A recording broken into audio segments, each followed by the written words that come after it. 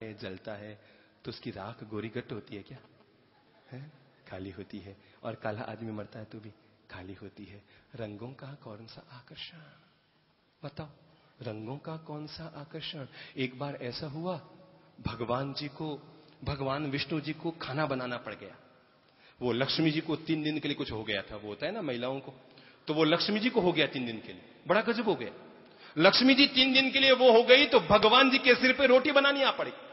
और भगवान जी खाना बनाने बैठे। अब भगवान ने कब रोटियां बनाई थी? मेरे भाई याद रखना, पूरी दुनिया को बनाना बहुत सरल है, पर किचन में जाकर रोटियां बनाना बहुत मुश्किल है। एक दिन इनको बता के देख लो कि आज खाना बनाओ, हम कमा के लाते हैं। अगले दिन कहेंगे राम राम, तुम घर पे रहो, हम बाहर जाते हैं। तो भगवान जी को खाना बनाना पड़ गया। ठीक है, खाना बनाना पड़ गया। तो भगवान जी ने कब खाना बनाया था? दुनिया को बनाना सरल है, पर रोटी बनाना कठिन है। भगवान जी ने जैसे तैसे रोटी बेली। लक्ष्मी जी सामने बैठी थी, देख रही थी, देखो आज भगवान जी रोटी कैसे बनाते हैं। रोटी बनाई और तवे पे डाल दी। अब भगवान जी ने कब रोटी बनाई थी? एक बार इधर घुमाई, एक बार उधर घुमाई, नीचे उतार दी। पूरी रोटी कच्ची कच्ची नीचे उतर गई। सारी रोटी कच्ची कच्ची नीचे उतर गई। लक्ष्मी जी को बड़ी हंसी आई, भगवान रोटी बनाना नहीं जानते। भगवान जी को आया गुस्सा, उन्होंने रोटी को उठाया और धरती की ओर रवाना कर दिया। भगवान जी ने उस कच्ची रोटी को उठाया और धरती की ओर रवाना कर दिया। ये जो दुनिया में बहुत गोरे गोरे लोग हैं ना, ये और कुछ नहीं है, भगवान की कच्ची रोटी है। हा? वो जो पहली रोटी बनी थी भगवान जी की, गोरे लोगों को बड़ी अकड़ रहती है। आज मैं सबकी अकड़ ठीक करता हूं, ये अपन कौन से काम है। तो भगवान जी ने जो वो पहली रोटी बनाई, कच्ची कच्ची रोटी बनाई, और वो कच्ची रोटी भगवान ने धरती पर उतार दी। तो ये जितने गोरे गोरे लोग हैं ना, ये जितनी गोरी वैसा है ना, ये कोई खास बात नहीं है, भगवान की कच्ची रोटी है, बुरा मत मानिएगा। अरे भाई, ये काले वाले वैसा तो बहुत ताली बजा रहे, धड़ा, इनको मजा आ गया। पहली बार तो मजा आया होगा। अरे अभी तो भगवान कृष्ण होते तो भी ताली बजाते राधा के लिए। तो भगवान ने दूसरी रोटी बनानी शुरू की। जब पहली रोटी कच्ची रह गई तो भगवान ने सोचा अब इसको सेकता ही रहूंगा, सेकता ही रहूंगा, सेकता ही रहूंगा, सेकता ही रहूंगा। 5 मिनट पर तवे पर रोटी को सेकते रहे तो रोटी जल गई। अरे भगवान जी को कौन सी रोटियां बनानी आती है? रोटी जल गई। सो लक्ष्मी को फिर हंसी आई है, भगवान पहली रोटी कच्ची की और दूसरी रोटी तो आपने बिल्कुल काली जला ही दी है। भगवान जी को फिर लगा यार कैसी रोटी बन गई। और तब भगवान ने वो रोटी भी धरती पर उतारी। ये जितने दक्षिण भारत के काले काले लोग हैं ना, ये और कुछ भी नहीं है, भगवान की जली हुई रोटियां। गोरे लोग भगवान की कच्ची रोटियां हैं और काले लोग जली हुई रोटियां हैं। भगवान ने तब तीसरी रोटी बनानी शुरू की।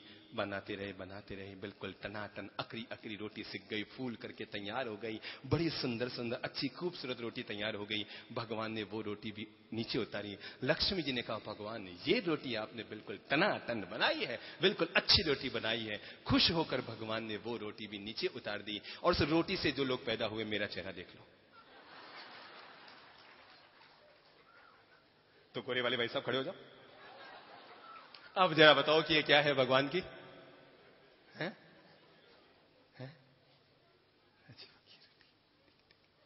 आप बहुत अच्छी हैं, मुझे पसंद आ गई हैं, पर आपने किसी और को पसंद कर रखा है। मैं आपको बताऊं, आगे आओ, ये बड़ी खूबसूरत है। देखिए, अगर आप महाराज बन जाएं, तो हमें लोग सुनने आते हैं, पर खुदा की कसम आपको लोग देखने आएंगे। इतने सुंदर है, खूबसूरत है। मुझे तो सुनने 5-10 हजार लोग आते हैं, आपके तो 25 हजार आएंगे। पर पता लगेगा आदमी सब मेरे पास आ रहे हैं, लोग आएंगे सब आपके सत्संग में आएंगे। बैठ जाइए, गुण होने चाहिए। अच्छा ठीक है। अगर आप सुंदर हैं तो दिन में 10 बार आईना जरूर देखिए, ताकि जैसा भगवान ने आपको चेहरा दिया है, आप काम भी उतने ही सुंदर कर सकें। और भाई साहब, चश्मे वाले भाई साहब, आप और मैं दोनों काले हैं। नहीं, मुझे साफ नजर नहीं आ रहा, आप सांवले हैं कि काले हैं? हैं? सांवले है ना, गोरे तो नहीं है? ठीक है। अगर आप सांवले और काले हैं तो एक काम कीजिए, गोरा आदमी दिन में 10 बार आईना देखे, पर काला आदमी दिन में 20 बार आईना देखे। गोरा जब भी आईना देखे तो संकल्प ले, भगवान ने जैसा मुझे चेहरा दिया है मैं काम भी वैसा ही करूंगा। और अगर आप काले हैं तो संकल्प लीजिए, भगवान ने मुझे चेहरा सुंदर नहीं दिया, पर मैं काम सुंदर करूंगा और दुनिया में महान बन जाऊंगा। भगवान ने मुझे चेहरा ऐसा नहीं दिया कि जिसको देखने के लिए दुनिया में कोई आए। पर मैं काम अब इतने सुंदर करूंगा कि जहां जाऊंगा वहीं पर अपनी पहचान बना बैठूंगा। तो मेरे भाई, अपनी जीवन में उन गुणों को आत्मसात करो। मैंने कहा कब्रिस्तान में दूसरों के दोषों को दफनाओ, पर आईने में अपने दोषों को देखने की कोशिश करो और इनसे अपने आप को दूर करने की कोशिश करो।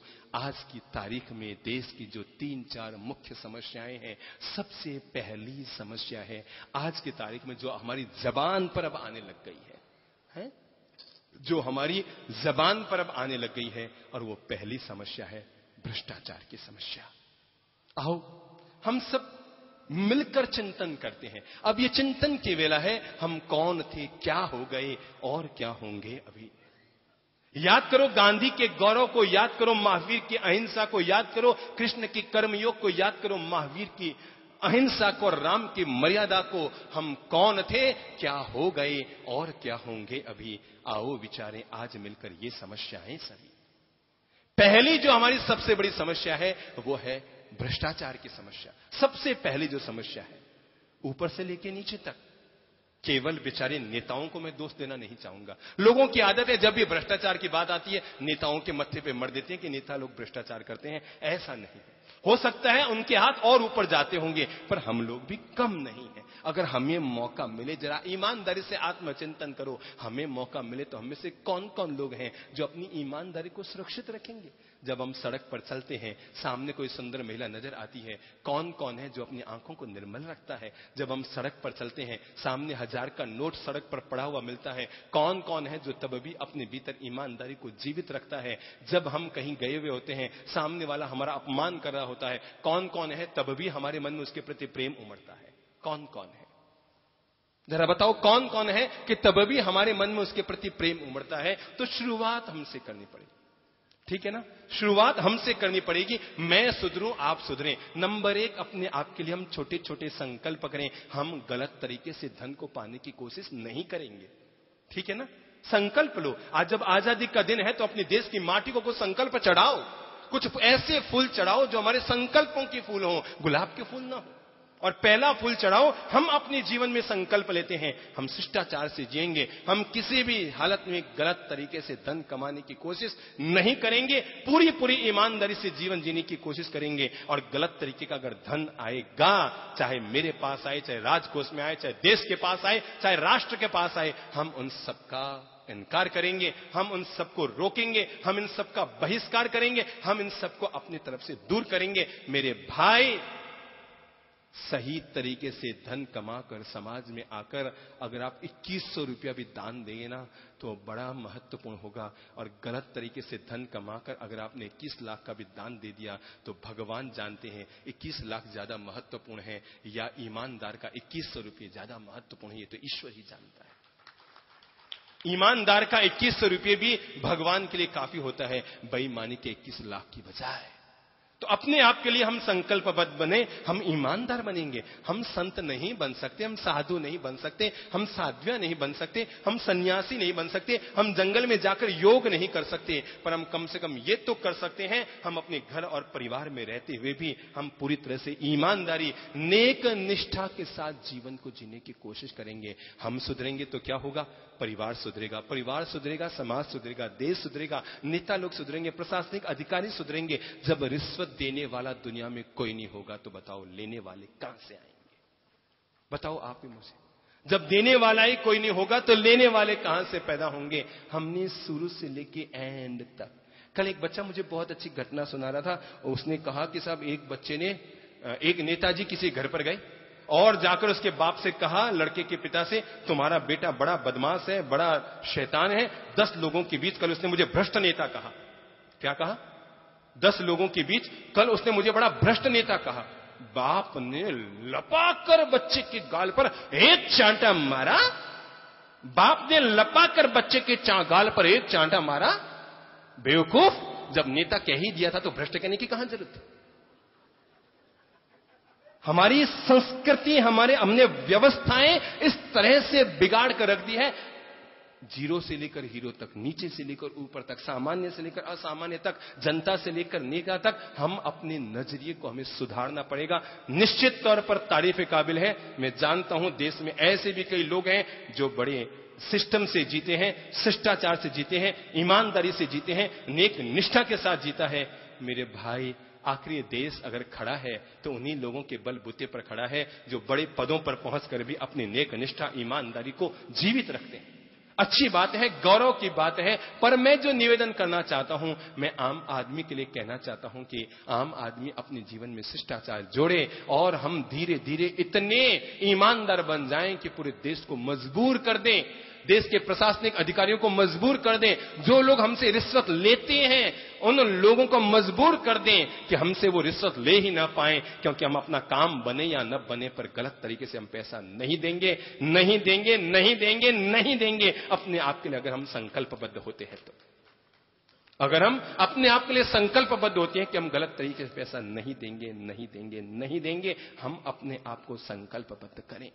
नंबर दूसरा काम, जो प्रशासनिक अधिकारी हैं उनके भीतर मैं तो चाहूंगा कि नगर पालिका के जितने ऑफिस होते हैं, कलेक्ट्री के जितने ऑफिस होते हैं, यूआईटी के जितने ऑफिस होते हैं, सब जगह दीवारों पर, टेबलों पर, मंच पर, सब जगह जहां कुर्सी के पीछे पर, सब जगह ये लोग लिखा ही देना चाहिए, रिश्वत लेना पाप है और अपराध है। ये बात लिखा देनी चाहिए ताकि कम से कम लेते और देते समय आदमी की आंखों के सामने ये बात रहेगी तो कम से कम थोड़ी तो उसके भीतर आत्मा की आवाज आएगी। हर जगह है, जितनी सरकारी ऑफिस है, हर जगह ये लिखा देना चाहिए कि लेना भी पाप है, देना भी पाप है। कृपया इस पाप से बचिए और अगर कोई पाप कर रहा है तो इस नंबर पर फोन डायल कीजिए। हमें अब जड़ तक जाना होगा, जड़ों तक जाना होगा, मनोदशा को मजबूत करना होगा, अपनी सोच और अपनी इच्छा शक्ति को मजबूत करना होगा। काम बने या न बने, काम हो या न हो, हम गलत तरीके का काम नहीं करेंगे, नहीं करेंगे, नहीं करेंगे। हम नीचे नहीं गिरेंगे।